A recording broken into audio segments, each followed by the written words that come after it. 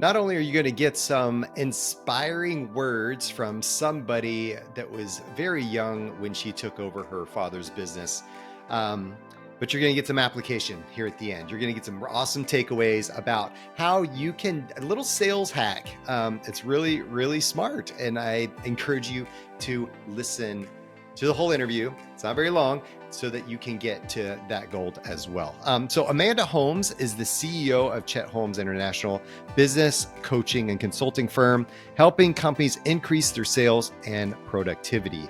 Under her leadership, it's become one of the leading players in the business coaching field, helping countless companies achieve goals, reach new levels of success. She's an author, she's a speaker, she's known for expertise in sales, marketing, and leadership.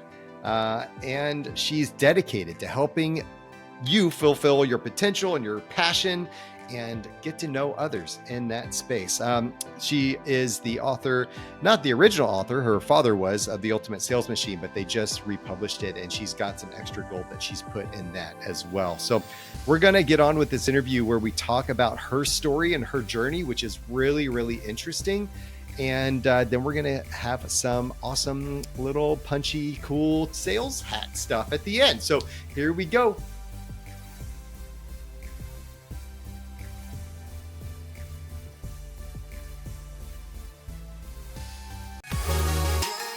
Welcome, Amanda. What's up?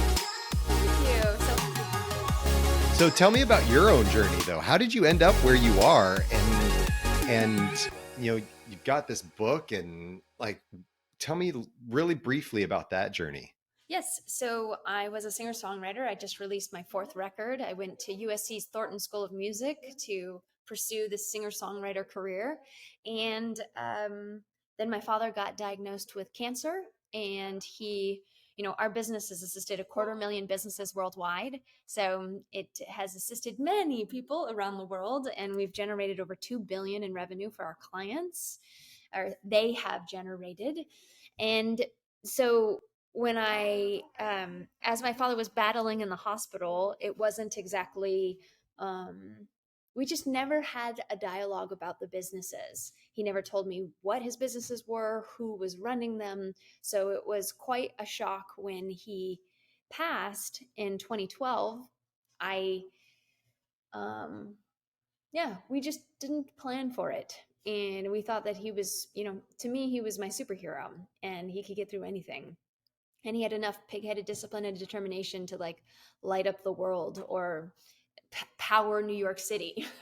So when he passed, that was rather shocking, and it took 2 years of trying to find different C-suites to fill the void. And then I finally stepped in at 26, and I managed to double our clientele multiple years in a row. I've been in the role for 8 years now. Last year we hit the bestseller list with the new edition of my father's beloved book, Ultimate Sales Machine. I wrote the new edition, took me 4 years, but we finally got it out and doubled sales last year. And it's just been a crazy ride, because literally it is a miracle. The business shouldn't be here today. And it was a blend of two different things: the mental aspect that I learned from my mentor, and then the framework, the Ultimate Sales Machine framework that my father left behind. That's wow. You got thrown into it then. Yeah. And it's quite different from the singer-songwriter stuff. Like I just a little. I'm a so artsy fartsy background of mine. Going into where I've gone into and doing what I'm doing, so I have an appreciation for the arts. Tell me about this connection really quick from the arts into what you're doing now. Is there a connection? Like, what have you been able to bring from your singer-songwriter career into your role now of running this company? I know that's kind of an off-the-wall question, but what do you think about that? I was thinking about it recently because I recently posted something on social about the 7 lessons I've learned from doing 30 keynotes in the last 8 months. Because of the book launch, there was I've been on a lot of stages, and someone said, "Well, how long have you been doing this for?" And I said 28 years, and they're like, "You don't look old enough to be doing this for 28 years." And I said, "Well, I started my first being on stages was when I was 7. I I was in dance recitals, and I was in school plays, and then I got onto, by 9 I was speaking to get onto student body. And by 11, I was the lead in the school play. And then by 16, I'm playing at every coffee shop and every on the street. I would even sit in college. I would sit in the elevator, and as the elevators would close, I would have my guitar and I would play for people because they couldn't leave. It was a captive audience for at least 60, 90 seconds. Love it. So everywhere I've been my entire life, just I've gravitated towards large groups of people, because I find that there's an opportunity that when you have so many people together, you can raise everyone up so much quicker. Like if anybody's ever been to a concert, everyone, the music moves you so much. It's such a high. I found that skill set that I had from dancing, singing, being an MC at every school-wide event, being on leadership everywhere I could be, that was one of the only skills, I think. And that, like, edutainment, like, I really understood how to captivate an audience. And that's why when I first took over, I led webinars. So I'm 26 years old teaching the 3 ways to double your sales to all these like 50, 60-year-old men that have run successful companies and yet, winning their business. 400 CEOs on a call. So it was rather crazy. I look back and I'm like, I don't know how I had the chutzpah to do that. That was crazy. Seriously, was there a bit of imposter syndrome at all? Did you ever experience that? So it was terrifying and it was scary. And there were definitely times like I thought that when I stepped in that I would, yes, absolutely. And there was this one day after about a year and a half of me being CEO where I got this letter from somebody that said, "Your father would be ashamed of you. It's shocking what you've done to his legacy. How dare you do this to him?" And I looked at the letter, and at that point I had doubled our clients that year and I increased our leads by 1176%. And I read it and I actually laughed out loud. I printed it out and I put it on my wall. It was like, it finally happened. My biggest fear just happened. That person said that I did wrong by my father and that I, tarnished our family name. And yet I feel great because I feel like I'm doing a wonderful job, and I'm changing I'm changing the business as it stood, because we weren't able to innovate. And without that founder, and the whole thing was around a personality. So yeah, we were going down fast. So it was, yeah, that moment actually made me laugh pretty hard. That my worst fear actually came true, and it actually wasn't that bad. Wow. I can't imagine. Something like that. That's a weight that you're carrying with you, and to carry on that legacy of your father, and honoring him, to have that feedback right now. Granted, it was one opinion, out of a lot, but it's probably fuel for you. Yeah. Usually, for some strange reason, there's something wrong in my head where if something seems so difficult, I run straight for it. I'm like, if it's easy, I'm like, I'm not really interested. If it's like, you have to do this, only 2 people have ever done it, or no, it's never been done, I'm like, yeah, sign me up. Let's go. So challenge fuels me more. I wish it was easier. I wish that I liked easy things because that would be great. But yeah. Wouldn't grow. So you wouldn't be where you are today if you didn't take those challenges on. But I do want to say one thing for everybody that's listening. If you've ever have imposter syndrome and you feel like I shouldn't be here, my prayer when I first took over, and I still say it repeatedly all day, like throughout the day, is I grant myself permission to connect to my higher self. Please guide me to be a conduit of light and love. So I had to look beyond me and I had to look to who I was serving. And instead of it being about me, it became about them. And then I didn't have to worry about if I felt like I was a woman in a man's world, right? Sales training is not really a place where a lot of women hang out. 95% of businesses that are above 1 million are male owned. So only 5% make it to 1 million. And then of that million, only 5% are women. So I was also serving a clientele that's mostly men. And I'm sitting here going, is it, first I'm worried. And then I started to realize if I worry about me, then I'm making it about me. And it should never be about me. The only way that I will be able to get out of this is if I serve our people wholeheartedly and fall in love with them. And it was easy to fall in love with them because they're so passionate about what they do. I work with doctors, I work with um, builders, I work with manufacturers, I work with financial institutions, like all these people that have a brilliance about their skill, but they don't have the skill set to know how to grow businesses. And that's what our skill set is to teach the skills it takes to get from 1 million to 5, from 5 million to 10, from 10 million to 100 million and beyond. That's powerful. Tell me about the last chapter of your book, because your dad wrote the book. You did a new version of it, and you added this in the end. So tell me a little bit about that. So, right before I was supposed to give the manuscript to Penguin, I was in this hotel room and I was searching through his old emails because that was the only way I really knew what my father thought about the business, was reading through his emails, because I didn't get the chance to do it with him. And I found this gem where he said that I've generated more wealth in the last 6 months than the prior 8 years combined. And it's because of this. And I was like, I'm sorry, Penguin, I need to put this into the book. Give me some more time. It took me 2 more years after that, and it had taken me 2 years to get to that point. Um, but I had to weave in that. What I realized is that that same breakthrough that he made in the last year and a half of his life, was what I had.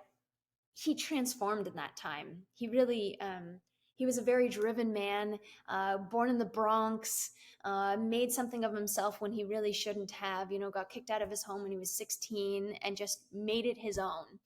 And whereas I came up in a place where my father said, I've worked my whole life so that you can do whatever you want. So what would you like to do? And I was like, I guess I would love to sing. So he supported me um, in that passion. So when I watched him pass, I really went into this depths of like, what is the purpose to life? Why are we even here? I mean, I've seen, we had very nice houses, we had the yacht, we had the nice cars, we had the rolls, um, all of these fancy, shiny objects. And yet at the end of the day, my father passed at 55. He couldn't enjoy it. And even though he had the things, there was this missing piece inside of him that I just felt like I can't put myself in an early grave like my father, just chasing after the dollar. There's got to be more to this. And watching that transformation that he made over the last year sent me into this whole spiritual journey. I met my mentor is Sarva Lokama, Her Holiness Shri Shri Shri 1008 Guruji Punamji. She's an Indian saint. It's a very long, very long name, but it means a lot of honor. I just call her Guruji. So I met her and I went through this whole understanding. I mean, obviously, I'm just a beginner there, but the last 10 years I've devoted wholeheartedly to understand what the purpose is for us being here. And after one of the webinars that I had done when I first stepped in, and she was the one that kept telling me, you can step in as CEO. And I'd look at her like, that sounds crazy. You've got to be joking. There's no way. Um, and then when I finally did say yes to this suggestion that she kept making, I stepped in and I started running these webinars, 400 CEOs in a call, and I'm teaching them how to double sales. And I come in after one of the webinars and I was a bit down, and she looks at me and she goes, "Are you okay?" And I'm like, yeah, I'm fine. She's like, "No, you look upset." And I said, "Well, I just did a webinar. I really didn't close much sales." And she's like, "Close? What does that mean?" She's an Indian saint, enlightened being, as if she really knows sales vernacular. And I said, "Well, close them, win a deal, close them like a vice." And she looked at me and she was like, "Why would you ever want to put that much pressure on somebody? And yourself included. You should, if you have that many people on a call, you could plant a seed. And putting that seed in the ground, you could grow a tree. And growing that many seeds, you could build an orchard that could produce so much fruit. And in that fruit, you can either walk up to that tree and take an axe, and with anger and greed and manipulation, you can axe down, chop off a part of the tree just to grab the fruit, and you can eat that fruit. Or you can look at the tree in wonder and its beauty and be grateful for the tree and lovingly pluck the apple. Now, both of these, you get the apple both ways: anger, greed, manipulation, or gratitude, humbleness, respect. But one apple will be so much sweeter than the other apple, than any apple you've ever had. So to steal the sweetness from your life is to put pressure. So why not just plant seeds and be of service? And after that conversation, something just shifted in my head. And I realized that I could just be me. And I'm kind of fun and kind of giggly. And it's my dad was not that. And that's okay. If I could just plant some seeds and be honest and transparent, people will gravitate towards that. And it helped us increase our closing conversions by 1100%. And, you know, it did very well. So for those that my guru says, pressure steals pleasure from life. So if you'd rather be in that place of service and humbleness and think of how can I serve these people around me, you'll get a lot further faster. So a lot of people think that you have to steal and lie, cheat and steal to get there and fake it till you make it. But if you just come from that serving place, it's the fruit is so much sweeter. Wow. So there's a book I read called The Go Giver, that was really beautiful. It talked a little bit about that principle. And then there's Adam Grant's book Give and Take that kind of talks about that principle a little bit, just the psychology of givers and takers, and those in the middle. But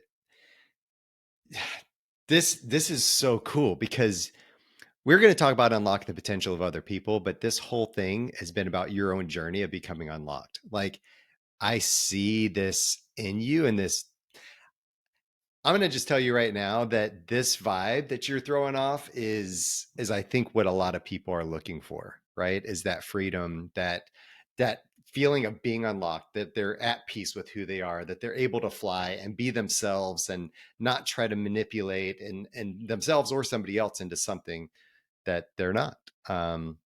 But just planting the trees, planting the seeds, letting the orchard grow and tasting that fruit.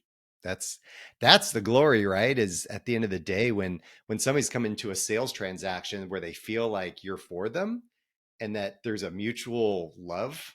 Thank you for selling me on this thing because now you've opened up my world. Like, sales doesn't have to be sleazy. Sales can be a gift, right? So Absolutely. to a lot of people. At the end of the day here, so we didn't get to a lot of the stuff we wanted to talk about, or some tactical stuff, because I think this has been so inspiring for me, and I hope it is for the audience, because I think this is really I can give a great tactical thing that will take a minute. oh, let's do it. I want some gold here. Go. 80% of sales are made on the 5th to 12th contact. And yet 90% of salespeople stop after just 3 contacts. So one thing that you can do, because also 80%, no, 80% of leads that are made at events are never followed up on at all. So when you've met somebody and you say, oh, this is somebody that I'd actually like to follow up with, like this could be a client, you can do something that's super simple. I've done it with billionaires and everything alike. So it's been so nice to do this meeting with you, Scott. You know, we let's do something fun. Would you like to do something fun? Yeah. Oh, I love fun. Let's do it. Okay, so smile. I'm going to take a selfie with us. Smile. Okay, and then I'll text it to you. So now when you're in person, you just hold and you wait for them to give you their number. I don't have to ask you to give your number over your thing because other people are on, but I can get it afterwards. This, I tell you, is the simplest thing, and yet it's so brilliant. We call it the signature selfie. I have gotten the phone numbers of billionaires, leaders of industries, just getting their phone. So then I go, okay, what's your number? And then you just wait. And you're just assuming the sale that you are going to get their phone number. I think I've only had it once where they've denied me and I go, okay, fine, email. And then I get their email, right? Because if you exchange cards or if you give them your card and you never hear from them. So this is one way they see your smiling face. And if you follow up, I follow up 4 years later and they're like, who are you? And I'm like, look at our selfie. Oh, yeah, I kind of remember you. We do look very happy. And then I'm in and I get to have another conversation. Then the next step that you do after you get their cell phone, you go, okay, where do you spend your time online? Are you more on Twitter? Are you more on Facebook? Are you more on Instagram? Because everybody has their different places where they're at. I spend more time on LinkedIn. Okay, great. I'll find you there. And as soon as you find them, you add each other and then you post that picture on the platform and you tag them. So nice meeting you, right? And then I'm giving you even more of tactics. I know I said 1 minute, it's been 2. Then I did this with a $100 million CEO where I followed up with him. And instead of being like, hey, I'd love to pitch you. Hey, I'd love to pitch you. Hey, would you be interested in being pitched? So obnoxious. Instead, every single time he posted, which was every single day, for 3 months straight, I replied to every post he made. I commented on every post he made. What did I do? Which is the first step to closing a sale. You're actually 65% of the way to a sale if you do 2 things: establish rapport and find the need. They have to like you, trust you, respect you. So what did I do? I showed that I was listening to him. I showed that I was dependable, that I was reliable, that I was an asset to him. He'd post about his hiking shoes and I'd say, whoa, whoa, whoa, I climbed Kilimanjaro with new shoes. You just bought new shoes. Make sure you wear them in before you go for a big hike. He posted about his wife and Christmas lights and she looked so happy. I said, you should give your wife, you should surprise her with Christmas lights 3 times a year for how happy she was. Everything I'm doing, I never once pitched myself. And yet after 3 months, they reached out to me and said, hey, Amanda, we'd like to buy 650 of your books and send them to our best clients. Would you be interested in that? That is the signature selfie strategy. Boom. So you've given us inspiration and you've given us application. I love it. That's the goal right there, right? So inspire me. Give me some application, because that's going to lead to transformation. And that's where we're wanting to move. So this has been gold. Where do people get in touch with you? If they want to find out more about Ultimate Sales Machine, they can obviously go on Amazon, get that book, or what do you want people to do? You can get the book at ultimatesalesmachine.com. It comes with a bunch of great gifts that you don't normally get on Amazon. So I recommend ultimatesalesmachine.com. If you want to find me online, I hang out on Instagram. Amanda Holmes was taken by some woman that doesn't use her profile. If you know her, please harass her because I need it. So I go by my salsa name there, which is Amandita Holmes. Amandita Holmes.